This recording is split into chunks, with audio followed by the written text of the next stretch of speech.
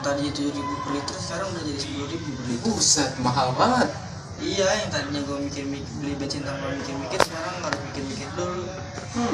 Tapi lo tau gak sih, sebenarnya subsidi BBM dari rakyat Indonesia itu sebagian dibiayai oleh APBN pemerintah.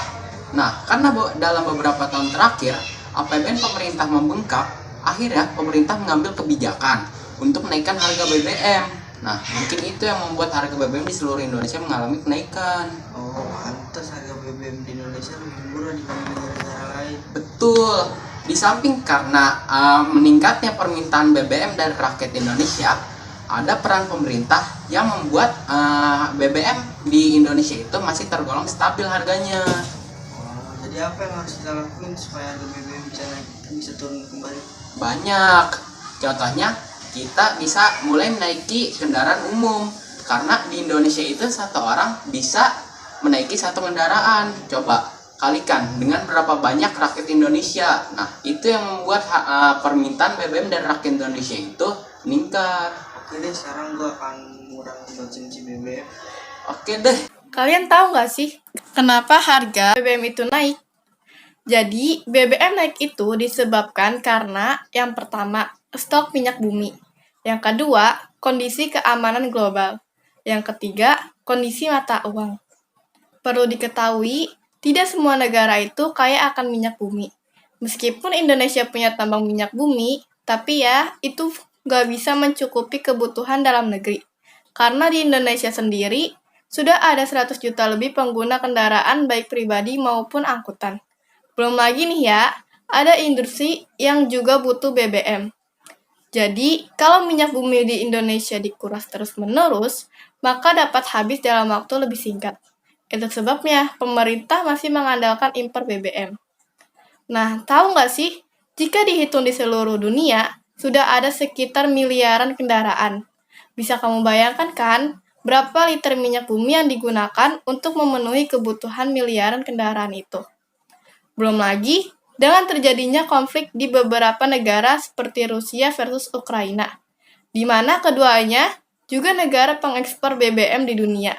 Jadi, saat terjadi konflik, suplai BBM dari kedua negara itu tentu akan terganggu. Nah, hal itu akan berdampak langsung dengan suplai BBM dari seluruh dunia, yang mau tidak mau harus mencari jalan alternatif. Apalagi dalam hal ini, Amerika bersama sekutunya melakukan embargo terhadap Rusia. Itu akan menambah masalah kenaikan BBM di dunia. Sedangkan, untuk membeli BBM, kita juga masih mengandalkan dolar. Sedangkan saat ini, nilai tukar rupiah terhadap dolar Amerika juga sedang melemah loh. Nah, hal ini tentu saja akan menambah beban anggaran pemerintah untuk membeli BBM dari luar negeri. Kenaikan harga BBM ini pasti berdampak bagi masyarakat umum, yaitu pada sektor perikanan. Yang pertama, harga BBM otomatis akan meningkatkan biaya operasional bagi nelayan. Yang kedua, jumlah pengangguran di sekitar perikanan juga bakal meningkat akibat banyaknya kapal yang tidak sanggup beroperasi sehingga terpaksa mem-PHK anak buah kapal. Padahal, para ABK tersebut dalam beberapa bulan terakhir juga terpaksa tidak melaut karena cuaca yang tidak bersahabat. Ketiga, tutupnya industri pengolahan sektor perikanan karena kesulitan mendapatkan bahan baku ikan. Dampak kenaikan BBM terhadap usaha kecil menengah dan industri. Yang pertama, sektor industri mengalami tekanan ganda.